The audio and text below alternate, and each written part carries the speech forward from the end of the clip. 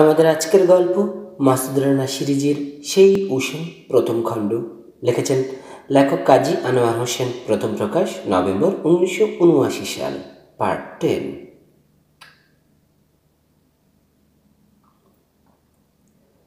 ধীর সুস্থে একটা সিগারেট ধরালো রানা।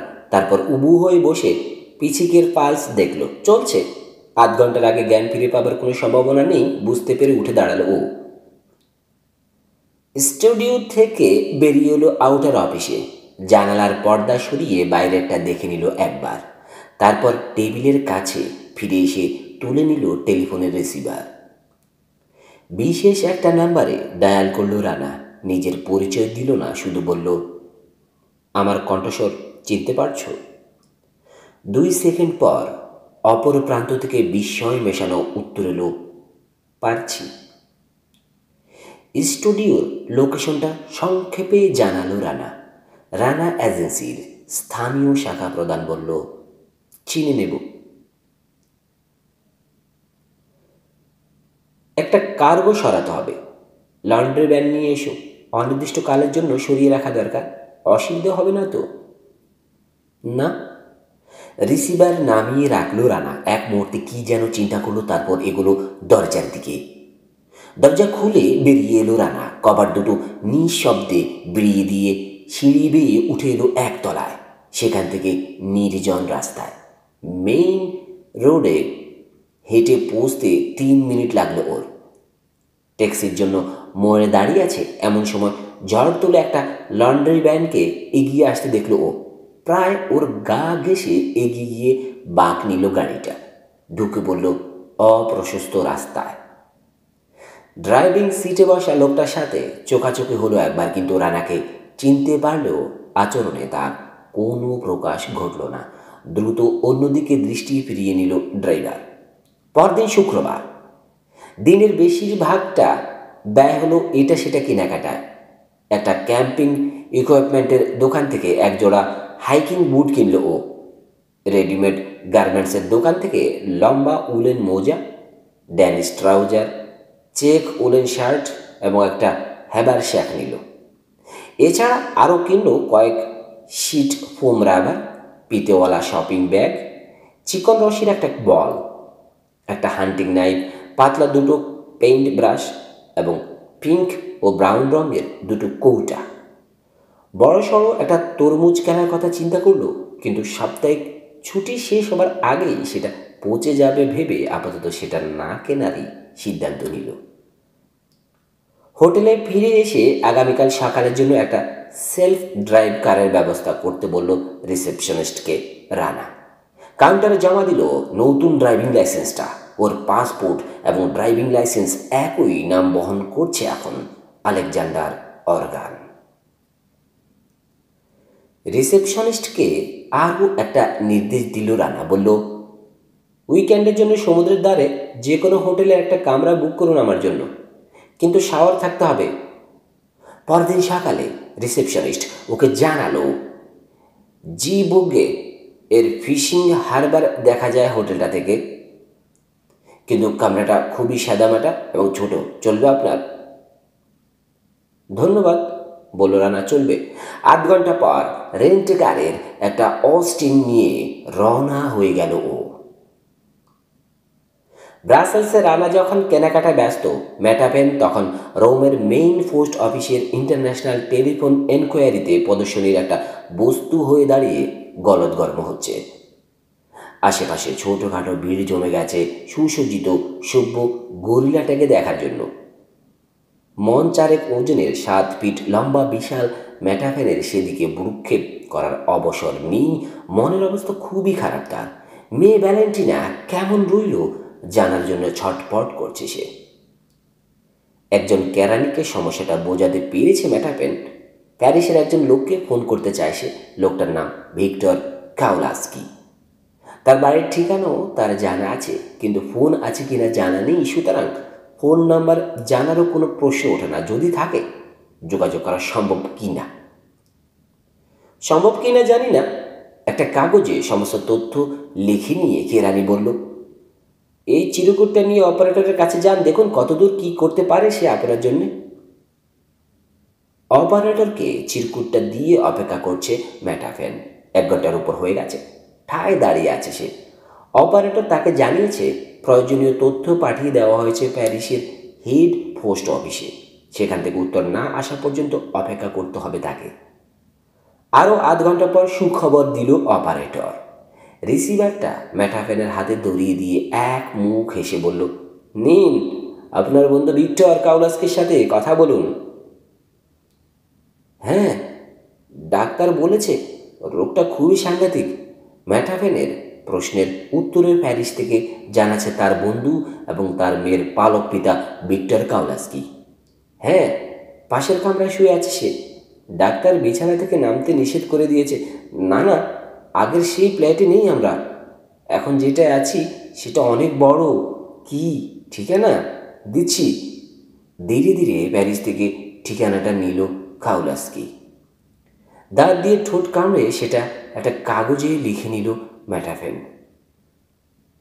ডাক্তার কি কোনো রকম আশাই দেননি জানতে চাইল ম্যাটাফেন।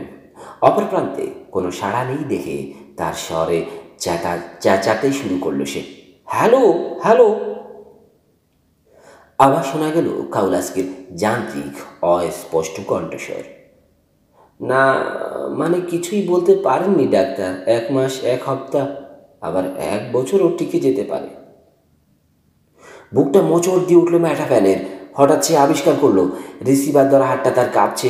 কথা বলতে গিয়ে অনুভব করলো আবেগে রুদ্ধ হয়ে গেছে গলা। দ্রুত রিসিভারটা নামিয়ে রাখল সে। প্যারিস, ভিক্টর কাউলাস্কির ফ্ল্যাট, স্ত্রী এবং পালক কন্যা ভ্যালেন্টিনাকে নিয়ে এই ফ্ল্যাটেই দীর্ঘদিন থেকে বসবাস করছে সে। রোমে ম্যাটাফ্যান রিসিভার নামিয়ে রেখেছে বুঝতে পেরে কাউলাস্কিও ধীরে ধীরে ক্র্যাডলে নামিয়ে রাখলো রিসিভারটা। তারপর মুখ তুলে সামনে বসা প্রিন্স অ্যাকশন সার্ভিসের লোক দুজনের দিকে তাকালো। দুজনের হাতে দুটো কোল্ট .45 পুলিশ স্পেশাল। কাউলাস্কির বুক এবং কপাল লক্ষ্য করে দাঁড়া। প্যারিসে আসছে ম্যাটাফেন? দুজনের একজন জানতে চাইল। বলেনি আমাকে। রক্তশূন্য, ফ্যাকাশে হয়ে আছে কাউলাস্কির মুখের চেহারা। হঠাৎ কানেকশন কেটে দিল। এত বড় দুঃসংবাদ আসতে তাকে হবেই, কি বলো? প্রিন্স অ্যাকশন সার্ভিসের দ্বিতীয় লোকটা ব্রু নাচিয়ে বলল। বোকার মতো তাকিয়ে আছে কাউলাস্কি। যাই হোক, দ্বিতীয় লোকটা বলল, তোমার কাজ তুমি শেষ করেছ। এবার আর একটু কষ্ট করতে হবে তোমাদেরকে। অন্দরমহলে গিয়ে তোমার স্ত্রীকে তাড়াতাড়ি একটা সুটকেসে কিছু প্রয়োজনীয় কাপড় চোপড় গুছিয়ে নিতে বলো। আমাদের সাথে এক জায়গায় যেতে হবে তোমাদেরকে। কেন? ব্রু কুচকে জানতে চাইল কাউলাস্কি। আগেই বলেছি গোটা ব্যাপারটা অত্যন্ত গোপনীয়। এর সাথে রাষ্ট্রীয় নিরাপত্তার ব্যাপার জড়িত। আমরা চলে গেলে ফোন করে তুমি ম্যাটাফেনকে আবার সাবধান করে দাও, এ আমরা চাই না। তোমাদের চিন্তার কিছু নেই। কটা দিন সমুদ্রের ধারে নিজ খরচায় বেরিয়ে আসবে, তার বেশি কিছু নয়। ওটো, মিসেসকে তাড়াতাড়ি করতে বলো। ম্লান মুখে বসে থাকলো কাউলাস্কি। চিন্তা করছে এদের পরিচয় সম্পর্কে সন্দেহ করার কিছু নেই, কিন্তু ম্যাটাফেন তার বন্ধু, তার কোনো ক্ষতি হতে দিতে চায় না সে। বলল, কিন্তু মিস্টার ম্যাটাফেনকে কেন দরকার আপনাদের? কেন দরকার তা বলতে নিষেধ আছে, তবে তার কোনো ক্ষতি করা হবে না। কিছু তথ্য চাইব আমরা, ব্যাস। কাজ জাগালো কাউলাস্কি। হয়তো তাই ভাবল সে। বলল, কিন্তু ভ্যালেন্টিনার কি হবে? স্কুলের পাশ দিয়ে যাবার সময় গাড়ি থামাবো, একবার তুলে নেব ওকে। অ্যাকশন সার্ভিসের অপেক্ষাকৃত বয়স্ক লোকটা জানালো। হেডমিস্ট্রেসকে আগেই জানানো হয়েছে ভ্যালেন্টিনার দাদি মৃত্যুসজ্জায়, তাকে শেষবার দেখার জন্য ভ্যালেন্টিনাকে ছুটি দিতে হবে। একটা দীর্ঘশ্বাস ছেড়ে ছোপা ত্যাগ করল কাউলাস্কি। সাপ্তাহিক ছুটির দিন কটা সাগর তীরে কাটালো রানা। একজোড়া সুইমিং ট্যাঙ্ক কিনে শনিবারটা জিব্রাগের তীরে গায়ে রোদ খেলো। কয়েকবার গোসল করলো উত্তর সাগরে। বাকি সময়টা ছোট্ট বন্দর শহরে একাকী ঘুরে ফিরে বেড়ালো। রোববার দিন সকালবেলা জিনিসপত্র গোছ গাছ করে নিয়ে গাড়িতে উঠল। অলস ভঙ্গিতে গাড়ি চালিয়ে গেন্ট আর ব্রাজাসের সরু গলিগুলোর ভেতর দিয়ে পৌঁছল ড্যামে।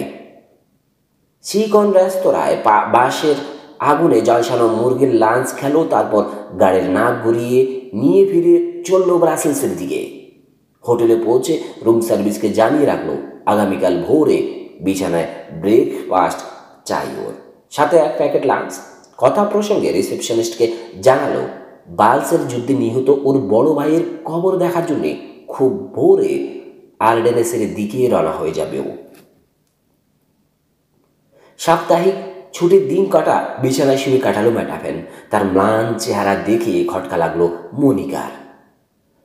প্রশ্ন করতে ম্যাটাফেন সংক্ষেপে জানালো শরীরটা ভালো যাচ্ছে না। কদিন ছুটি নিলেই তো পারো বাপু, রাগের সাথেই বলল কথাটা মনিকা। রাগ করার যথেষ্ট কারণও আছে। দিনের পর দিন গাদার মতন খাটে লোকটা, বিশ্রামের ধার ধারে না। এই নিয়ে অনেক বকাঝকা করেছে মনিকা, কিন্তু হেসে উড়িয়ে দিয়েছে তার কথা ম্যাটাফেন। শোনো, সোমবার থেকে 7 দিন তোমাকে যদি অফিসে দেখি মাথা খাবে আমার। এই কদিন কমপ্লিট রেস্ট নিতে হবে তোমাকে। এক দৃষ্টে মনিকার দিকে তাকিয়ে আছে ম্যাটাফেন। নিজেকে যতটা ভালোবাসে তার চেয়েও বেশি বুঝি ভালোবাসে মনিকাকে। কিন্তু যতই ভালোবাসুক, আজ হঠাৎ সে উপলব্ধি করছে মনিকা তার নিজের মেয়ে নয়। তবু মনিকাই এখন তার একমাত্র সান্ত্বনা। নিজের মেয়েটা মরতে চলেছে। সোমবারের ভোর অফিসে আজ নামবে না ম্যাটাফেন। সিদ্ধান্ত নিয়ে ফেলেছে সে। অপ্রত্যাশিতভাবে পাওয়া 7 দিনের ছুটিটাকে কাজে লাগাবে। ফ্রান্সে যাবে সে, মেয়েকে শেষ দেখা দেখবে। মনস্থির করে বিছানা ছেড়ে উঠে পড়ল ম্যাটাফেন। পা টিপে টিপে বেরুলো ঘর থেকে। সোমবার ভোরের সেই সময় বিছানা ছেড়ে অত্যন্ত যত্নের সাথে গোছ গাছের কাজে হাত দিল রানা। প্রথমে শাওয়ার সারল ও দাড়ি কামালো। বিছানার পাশে টেবিলে রাখা ট্রে থেকে নিয়ে ব্রেকফাস্ট সারল। তালা খুলে ওয়ারড্রপ থেকে বের করলো রাইফেল ভর্তি কেসটা। কেস খুলে এক এক করে বের করলো রাইফেলের প্রতিটি পার্টস। তারপর যত্নের সাথে প্রতিটি পার্টস কয়েকবার করে মুড়ল ফোম রাবার দিয়ে। সবগুলো একত্রিত করে সরু রশি দিয়ে বেঁধে একটা বান্ডিল তৈরি করলো। তারপর বান্ডিলটা ঢুকিয়ে দিল র্যাক শ্যাকের নিচে। এর উপরে চাপালো রঙের কৌটা আর ব্রাশগুলো, ড্যানিশ ট্রাউজার, চেক শার্ট, মোজা আর বুটজোড়া। সুতো দিয়ে বোনা ফোকরওয়ালা শপিং ব্যাগটা ঢুকালো র্যাক শ্যাকের বাইরের একটা পকেটে। দ্বিতীয় পকেটে রাখলো বুলেটের বাক্সটা। ডোরা কাটা একটা শার্টের উপর ডাব গ্রে রঙের লাইট ওয়েট স্যুট, একজোড়া হালকা কালো লেদার স্নেকার, কালো সিল্ক দিয়ে বোনা টাই পড়ল রানা।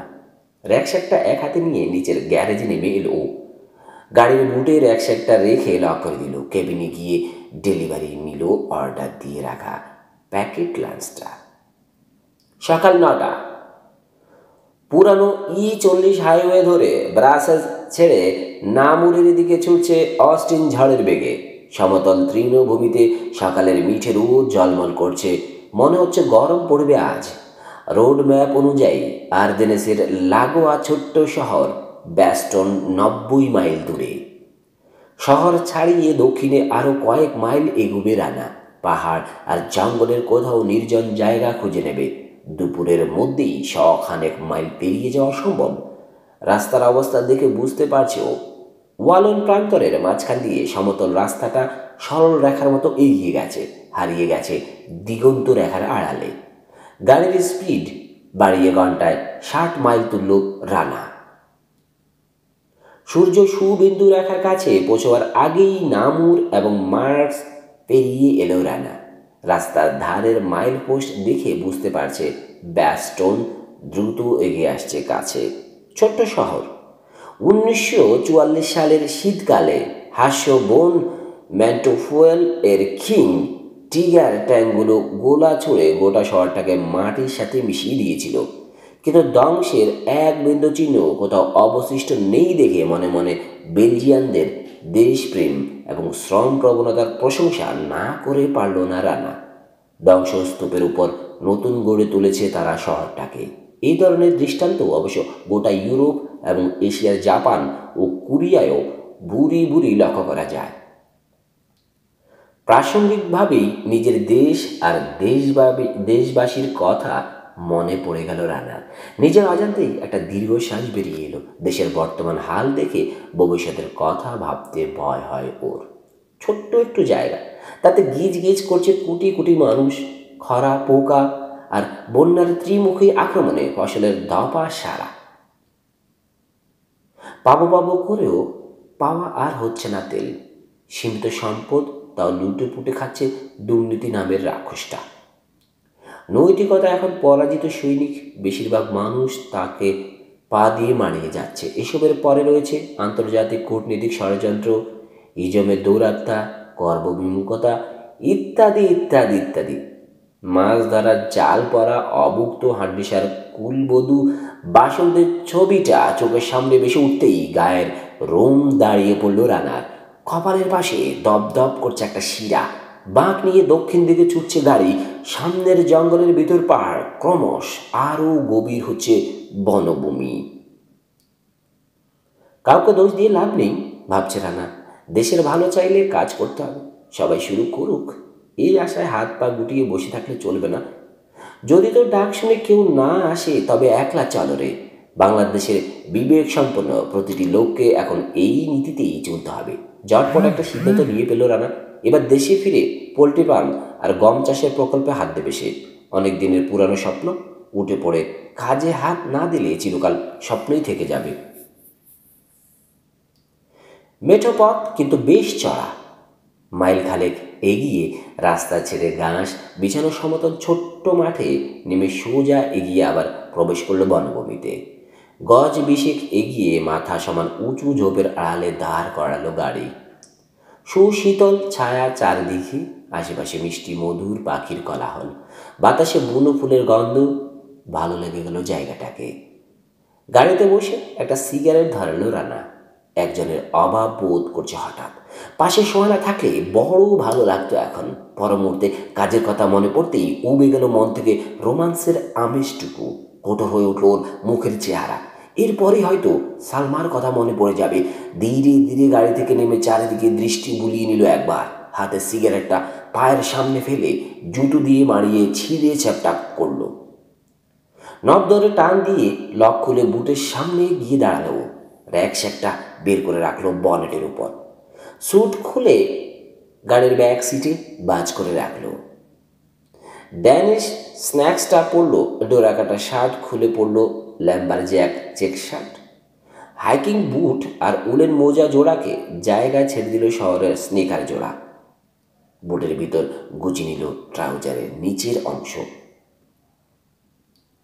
বান্ডিল খুলে এক এক করে বের করলো রাইফেলের প্রতিটি অংশ। সময় নিয়ে অত্যন্ত যত্ন এবং সাবধানতার সাথে অংশগুলো জোড়া লাগিয়ে তৈরি করে ফেললো রাইফেলটা। ট্রাউজারের এক পকেটে ঢুকিয়ে নিল সাইলেন্সার, আর এক পকেটে টেলিস্কোপ সাইট। কার্ডবোর্ডের বাক্স থেকে 20টা শেল বের করে শার্টের বুক পকেটে বলল। টিস্যু পেপারে জড়ানো এক্সক্লুসিভ শেলটা রাখলো শার্টের আরেক বুক পকেটে। বাকি অংশগুলো জোড়া লাগিয়ে রাইফেলটা গাড়ির বনেটে রেখে আবার পিছনের বুটের সামনে গিয়ে দাঁড়ালো রানা। সেটা খুলে মস্ত একটা তরমুজ বের করলো। গত সন্ধ্যায় হোটেলে ফেরার পথে বাজার থেকে কিনেছে এটা। সারা রাত এই বুটের ভিতরেই ছিল। বুটটা লক করে রঙের কোটা, ব্রাশ এবং হান্টিং নাইফের সাথে র্যাকশ্যাকের ভিতর রেখে দিল তরমুজটা। গাড়িতে তালা লাগিয়ে ঠিক দুপুরবেলা রওনা হলো রানা। 10 মিনিটের মধ্যে মনের মতো লম্বা অপ্রশস্ত একটা ফাঁকা জায়গা পেয়ে গেল। জায়গাটার এক প্রান্তে দাঁড়িয়ে অপর প্রান্তের দিকে তাকালো। 150 গজ পরিষ্কার দৃষ্টি চলে। একটা গাছের পাশে রাইফেলটা রেখে লম্বা পা পেলে পদক্ষেপ গুনতে গুনতে এগোলো। থামলো 150 পা এগিয়ে। আশপাশে তাকিয়ে রেখে আসা রাইফেলটার কাছ থেকে দেখতে পাওয়া যায় এমন একটা গাছ খুঁজছে। গাছ নির্বাচনের পর র্যাকশ্যাকের ভিতর থেকে সব জিনিস ঘাসের উপর নামালো। হাঁটু গেড়ে বসে তুলি দিয়ে তরমুজের গায়ে শিল্পচর্চা শুরু করলো। ফলটার ওপর এবং নিচের গাঢ় সবুজ ত্বকে তামাটে রঙের প্রলেপ দিল। মাঝখানে লালচে রং মাখালো। রং দুটো তরল থাকতে থাকতে তর্জনী দিয়ে তরমুজের গায়ে একজোড়া চোখ, একটা নাক, গোঁফ এবং মুখ আঁকলো। ফলটার মাথায় খাড়াভাবে ছুরি ঢুকিয়ে দিল। ছুরির হাতল ধরে ধীরে ধীরে উপরে তুলল, তারপর অত্যন্ত সাবধানে সেটাকে নামালো সুতো দিয়ে ফাঁক ফাঁক করে বোনা শপিং ব্যাগে। ফাঁকগুলো বেশ বড় বড়, সুতোটাও মিহি, তাই তরমুজের আউটলাইন বা গায়ের নকশা কিছুই ঢাকা পড়েনি। মাটি থেকে 7 ফিট উঁচুতে গাছের কাণ্ডে ছুরিটা গাঁথল রানা। ছুরির বাটে ঝুলিয়ে দিল ব্যাগটা। ব্যাকগ্রাউন্ডে গাছের সবুজ ছাল, লালচে এবং বাদামি তরমুজ ঠিক একটা গম্ভীর দর্শন মানুষের কাটা মুন্ডুর মতো ঝুলছে। 2 পা পিছিয়ে এসে নিজের শিল্পকর্মটি পরখ করল রানা। আপন মনে হাসলো একটু। রঙের কোটা আর তুলিগুলো দূরের একটা ঝোপের ভিতর ফেলে দিল রানা। র্যাকশেকটা তুলে নিয়ে ফিরে এলো রাইফেলের কাছে। প্রথমে ফিট করলো সাইলেন্সার, তারপর ব্যানারের উপর টেলিস্কোপ সাইট।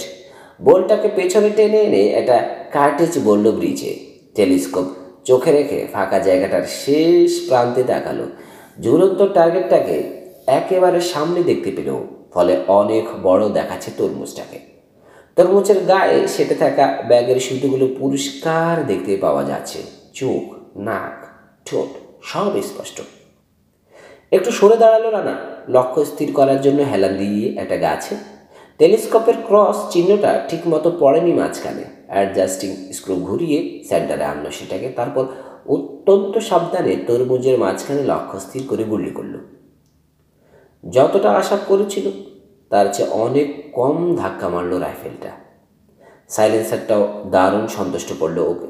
পুট করে যে শব্দটা হলো, নির্জন একটা রাস্তার এপার থেকে গুলি করলে ওপার থেকেও বোধহয় শুনতে পাওয়া যাবে না। রাইফেলটাকে বগল দাবা করে এগিয়ে গেল রানা। দাঁড়ালো তরমুজটার সামনে। ফলটার মাথার দিকে ডান পাশের কিনারা ঘেঁষে একটা ফুটো করে বেরিয়ে গেছে বুলেট। 2 টুকরো করে দিয়ে গেছে শপিং ব্যাগের একটা সুতোকে।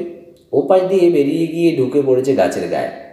ফিরে এসে টেলিস্কোপ সাইটের সেটিং না বদলে আবার গুলি করলো।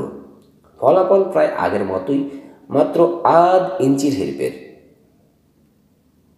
মোট 4 বার গুলি করে নিশ্চিত হলো ওর হাতেরটি ঠিকই আছে। টেলিস্কোপটাই সামান্য গোলমাল করছে। একটু উপরে ডান দিক ঘেঁষে লাগছে বুলেট। স্ক্রু গড়িয়ে অ্যাডজাস্ট করে নিল টেলিস্কোপ, তারপর আবার গুলি করলো। পরবর্তী গুলিটা একটু নিচের দিকে বাঁ দিক ঘেঁষে লাগলো। পুরোপুরি নিশ্চিত হওয়ার জন্য তরমুজের কাছে হেঁটে এসে ফুটোটা পরীক্ষা করলো রানা। মুখের নিচের বাম প্রান্তে লেগেছে বুলেট। টেলিস্কোপের নতুন পজিশন না বদলে আরও 3টে গুলি ছুড়ল। প্রতিটি বুলেট একই এলাকায় গিয়ে বিদ্ধ হলো। 2টো স্ক্রু সামান্য ঘুরিয়ে আবার টেলিস্কোপ সাইট অ্যাডজাস্ট করলো ও। 9 নম্বর বুলেটটা তরমুজের কপাল ভেদ করে গেল, ঠিক যেখানে তাক করেছিল। এবার নিয়ে 3য়বার তরমুজটার কাছে ফিরে এলো। পকেট থেকে একটা সাদা চক বের করে গুলি লাগা এলাকাগুলোকে আলাদা আলাদাভাবে চিহ্নিত করলো। উপরে ডান দিকে কয়েকটা ফুটোকে আলাদা করলো, একটা বৃত্ত এঁকে। আর একটা বৃত্ত আঁকলো মুখের বাঁ দিকে। সবশেষে ছোট্ট একটা বৃত্ত আঁকলো কপালের একমাত্র ফুটোকে ঘিরে। এরপর গুলি ছড়ে এক এক করে 2টো চোখ, নাকের ব্রিজ, উপরের ঠোঁট এবং চিবুক ফুটে করলো রানা। শেষ 6টা গুলি দ্রুত ছুড়ল, সবগুলো মুন্ডুর একটা পাশ লক্ষ্য করে। প্রথম 3টে গুলি কপালের পাশ, কানের গর্ত, গাঢ় ভেদ করে গেল। পরবর্তী 3টে ফুটো করলো গাল, চোয়াল এবং খুলি। মাত্র একটা বুলেট সামান্য একটু লক্ষ্যচ্যুত হলো। সন্তুষ্ট বোধ করছে রানা। রাইফেলটা ওকে পুরোপুরি খুশি করতে পেরেছে। পকেট থেকে বালসা উড সিমেন্টের ছোট্ট একটা টিউব বের করলো।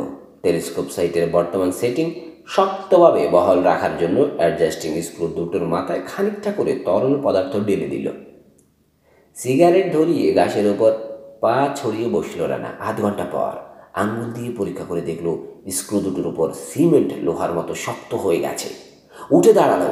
শার্টের বুক পকেট থেকে এক্সপ্লোসিভ বুলেটটা বের করে রাইফেলের ব্রিচে ঢুকালো। সময় নিয়ে লক্ষ্য স্থির করলো তরমুজের ঠিক মাঝখানে, তারপর ট্রিগার টিপল। সাইলেন্সারের মুখ থেকে নীলচে ধোয়ার শেষ রেশটুকু এঁকে বেঁকে বেরিয়ে যেতে রাইফেলটা গাছের গায়ে ঠেস দিয়ে রাখলো রানা। হেঁটে ফিরে এলো ঝুলন্ত শপিং ব্যাগটার কাছে। ফাটা বেলুনের মতো চুপসে গেছে ব্যাগটা, সেটা আছে গাছের গায়ে। প্রায় খালি হয়ে গেছে সেটা। 20টা গুলি খেয়েও টুকরো টুকরো হয়নি তরমুজটা, কিন্তু শেষ বুলেটটা সম্পূর্ণ বিধ্বস্ত করেছে তাকে। প্রায় সবটাই গোলে ছাতু হয়ে গেছে। ব্যাগের ফুটো গোলে পড়ে গেছে মাটিতে। গাছের ছাল বেয়ে সরসর করে নামছে রস, সাথে লাল রঙের তরমুজ বিচি। ব্যাগের তলায় আটকে আছে তরমুজের কয়েকটা মোটা বহিরাবরণ। ব্যাগটা ছুরির বার থেকে নামিয়ে কাছাকাছি একটা ঝোপের ভিতর ফেলে দিল। ছুরিটা গাছের গা থেকে টান মেরে খুলে নিয়ে খাপে ভরে রাখলো। রাইফেলের কাছে ফিরে এসে সিগারেট ধরালো একটা, তারপর জায়গাটা ছেড়ে চলে এলো গাড়ির কাছে। গাড়িতে বসে রাইফেলটাকে আবার বিচ্ছিন্ন করলো রানা। ফোম রাবার দিয়ে প্রতিটি পার্ট মুড়ল, সবগুলো একত্রিত করে সুতা দিয়ে বেঁধে বান্ডিলটা বুট, মোজা, শার্ট এবং স্ন্যাক্সের সাথে রেখে দিল র্যাকশ্যাকে। হাতের কাজ শেষ, এবার হামলা চালালো রানা প্যাকেট লাঞ্চের উপর। খাওয়া শেষ করে গাড়িতে স্টার্ট দিল, ফিরে এলো মেন রোডে। বিকেল 6টার একটু পর হোটেলে পৌঁছলো রানা। র্যাকশ্যাক নিয়ে উঠে এলো নিজের কামরায়। টেলিফোনে রিসেপশনিস্টকে জানালো ওর আর দরকার নেই গাড়িটার। ডিনারের জন্য গোসল করার আগে 1 ঘন্টা ব্যয় করলো ও রাইফেলটার পিছনে।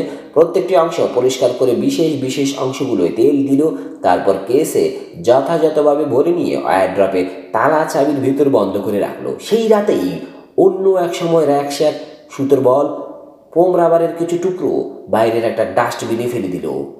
21টা ব্যবহৃত কার্টিজ কেস পাক খেতে খেতে নেমে গেল মিউনিসিপ্যালিটির খালের তলায়।